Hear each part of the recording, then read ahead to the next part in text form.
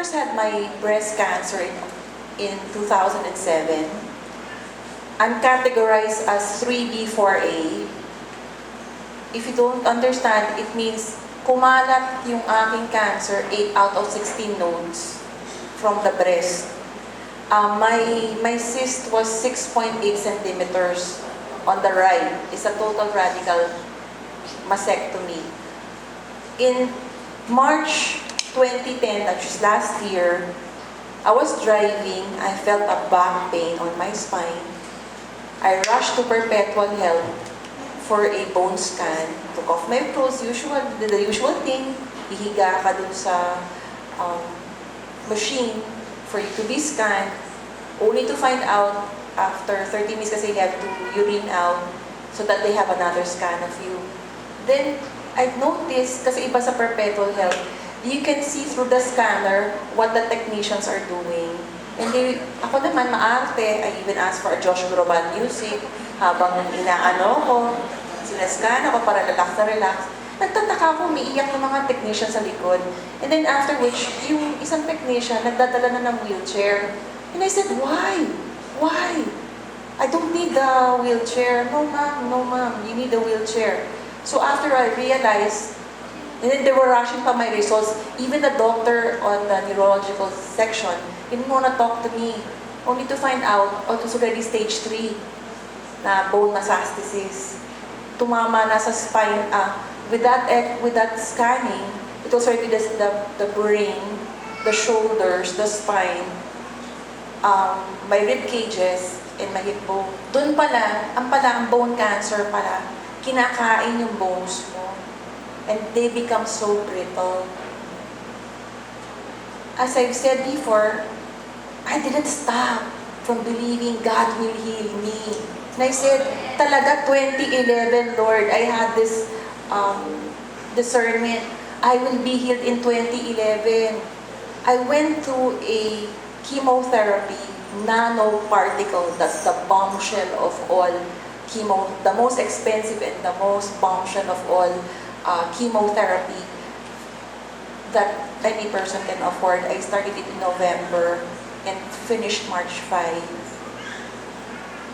My dear sisters and brothers in Christ, during the chemotherapy, I'm the rare 2% who's very allergic to chemotherapy. I underwent blood transfusion. My skin would burst off with lesions, bumubukas, dumudugo. I would be admitted in and out the hospital. But alam niyo, ang ganda-ganda talaga ni Lord. At the moment that I needed blood, 17 people went to the hospital donating blood for me. Mga ganon na, even in the darkest moment of your therapy, God will really show me. There was a time na short pa ako ng money. Bila lang padadala kami ng $1,000 out of nowhere para lang masustain yung chemo ko. But the funny thing about the Lord is that on March 31st, when I had my PET scan, a PET scan is parang talagang isi-scan yung total body mo, pati yung mga work ng organs mo, to find out that the chemotherapy did not have any effect on my cancer. My cancer stayed there, April 31st, bedridden ako. Then, no Holy Week, claim ako ng claim, Lord, why? Why didn't when I started your healing verses from the Bible, bakit lalong sumasakit?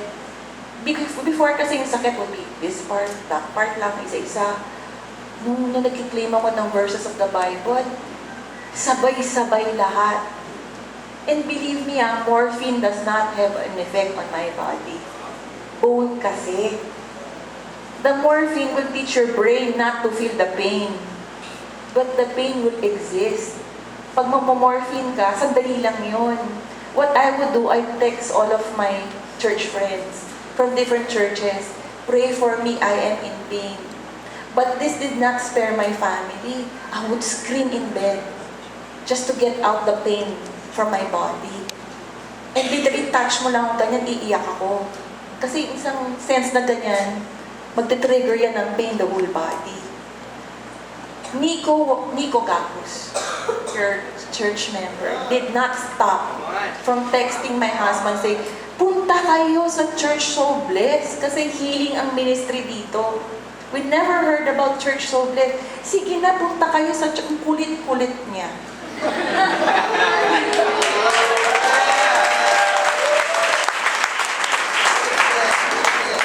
Kasi we had one barkada, may college barkada siya ng husband ko. Pumunta kami sa isang medyo nakakaangat na resort. I think naiiyak sila kasi I know that they were crying at night. Kasi every year nag-reunion kami. At that time, naka-wheelchair lang talaga ako. And I wanted to join kasi this is the group that Mascom UP alam naman. Pag sumali ka dyan, tawa ka ng tawa. So I will not miss it for anything else. But I knew they were one mother told me, one of the moms, that they cried at night hearing my story or seeing me. Ang tapang ko daw. Kasi kahit na gano'n, I was telling them, I will get healed. I will one day walk again. But I don't know when. Maganda daw yung fighting spirit ko, bilib na bilib daw sila. Then, iyak na ako na kasi sobra na yung pain. Alam mo yung feeling na sinabihin sa'yo ng oncologist mo. Ay nga, may onco is based in the Philippines. Yung isang onco ko based in Germany din. Yung isang friend naman ni June is based in New York. Yung pala, dekahon pala ang cancer treatment. Pag hindi ito tumalag, ito na naman, ito na naman. But you know what's so nice? My onco here in the Philippines, she's also so godly. Napaka-prangka. Sabi niya, we'll give you Seloda just to extend your life. Sabihin mo naman kayo ng ganon. We're giving you a med just to extend your life.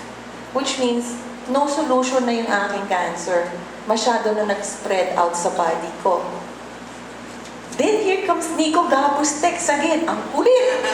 Go to Church So Blessed. Alam nyo, kay Facebook wall ng husband ko, tagang, Junie, bring Jolene to Church So Blessed. Then sabi ko, Dad, I was really crying na in pain April 31st. Sabi ko, Dad, wala nang mawawala. Tuloy mo naman ako. Sakit-sakit na eh. Hindi ko kaya.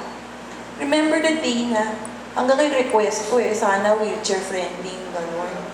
Kasi talagang I was crawling na I was using the park cars to crawl myself. I remember my favorite seat was over there. When you guys were singing, and then talagang ganun. Wow, ano to? Talagang ibang klase, talagang showing off their way of worship. May nagigag mga ganun. Sige, wow! Pero, sabi ko nga, Lord, ito pa yung pinasukan kong healing, ha?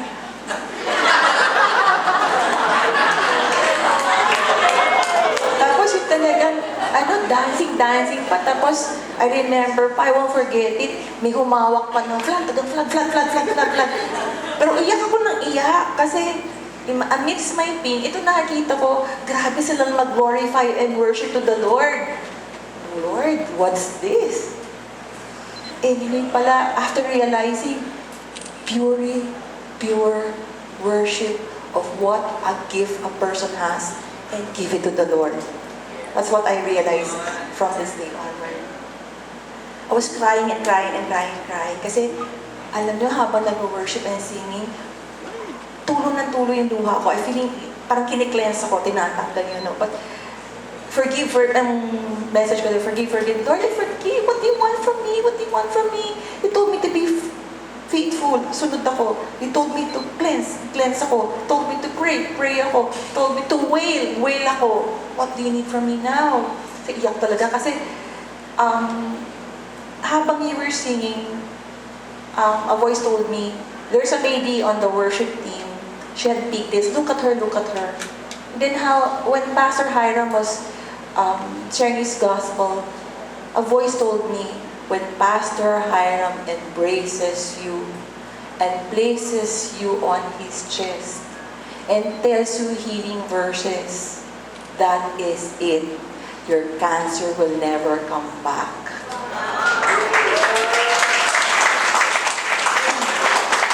And me naman, I'm very obedient. nga pala, third year pa lang namin, baby Christians pa lang kami. Third year ko pa lang of being a Christian. Talagang 1 hour of every day, non-stop, cut off everything, worship the Lord. Kaya pag may sinabi siya, naririnig ko talaga. Talagang pagsasabi, hindi healed ka na ngayon. Hindi pa 2011 eh. And people would ask me, ano ba yan? Kasi sabi nila, you are healed. By His stripes, you are healed. Dapat ngayon healed ka na. Hindi, 2011 ako mahihil. Anyway, so, after Pastor Hiram, I didn't know pala, ang procedure niyo here, after the worship, those who would like to heal will come forward, and those who need healing would come forward. Kitang-kita ko si Pastor. My husband, I couldn't walk. I was there. I had to place both my arms at his back. I cannot stand. Remember, hindi nakapasok yung wheelchair ko. So, literally, I was on his back. He was carrying me forward. Nico was supporting me. Kinakita ko si Pastor Hiram tumalikod. Pumunta doon. My God, Lord, this is not my day of healing. I didn't know kasi nag-iba yung style dito ng pray over. So, came forward, I stood here. I felt a hand on my right shoulder, left shoulder, and on my head. Wala pang 3 seconds, bumagsak ako. Then my foot pala, awkwardly, nag-fold. Pag-fold, I won't forget, someone cut my fall. He placed my head on her knees. Ayun pala yung nympha. She was the one pala on the prayer worship team. Sister Lolit was on my foot. Involuntary pala yung left foot ko. Ayaw magpahawak. He had to catch my left foot and hold it. Ano, sisters and brothers in Christ, ibang klase yung feeling. As they were really singing and claiming for my healing, colors came out. Suddenly, all the pain of my body disappeared, except for the hip bone and my spine. And I was like, saan pa? Sabi I heard Nympha say, saan pa, sister, yung pain? Hip bone, please, hip bone. So, nag-pray. Nawala yung hip bone pain ko. Remember, 1/3 of my hip bone was already eaten by cancer. Hindi na nagsushoot. Nawala yung pain. Tapos, sister, sana lang, may spine na lang. They again loudly claimed for my healing, and then there was a tube of ice, ang feeling ko, na pinasak sa spine ko. At that time, I felt naman clouds all around me. And then a voice said, stand up, jump. Sunod naman ako, stand up, jump. I saw my husband in tears. I saw Nico in tears. I saw everybody in tears. I looked at my children. The first time I saw a person being slain, Ronnie was telling me, I saw parang small creatures with round balls. They were saying parang bags, small round bags, saying na, these are your cancer cells. They will never come back in your body anymore. We're leaving.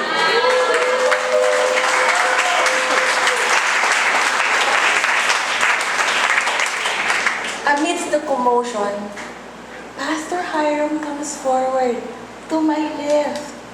He was wearing a white shirt. I will never forget that. And he's not a hugging person. I think you know him better than I do. He doesn't hug. And yet he took my head by his right hand and placed it on his right chest and claimed some verses from the Bible about healing and said, your cancer will never come back in the name of Jesus Christ. And I said, and I cried, Lord, this is it. This is what you told me. My cancer will never come back. My sisters, next day, I was driving and walking for the first time.